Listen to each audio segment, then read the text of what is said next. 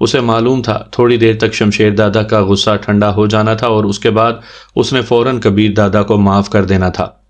बाकी तमाम चुपचाप खड़े उनका तमाशा देख रहे थे।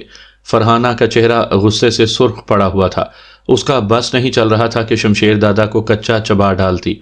अलबत्ता फसीहुद्दीन की बीवी किरण, एसपी की बीवी सुल्ताना और बेटी हानिया बड़े शौक से कबीर दादा की पिटाई का मंजर देख रही थी। तो तुमने नहीं बुलाना। शमशेर दादा का गुस्सा सवा होने लगा। वो यहीं पर है शमशेर दादा। ये आवाज़ नौशाद आफरीदी की थी। आपकी इजाज़त हो तो उसे बुला लेते हैं। कहाँ है? शमशेर दादा नौशाद की तरफ मुड़ा। ले आओ उसे। नौशाद आफरीदी ने पुकार कर किसी को आवाज़ दी।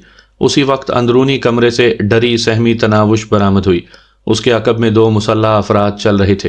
कॉलेज की यूनिफॉर्म में वो छोटी सी लड़की ही नजर आ रही थी। सर पर ओढ़े हुए दुपट्टे में उसका पुरकशिश चेहरा यूं दमक रहा था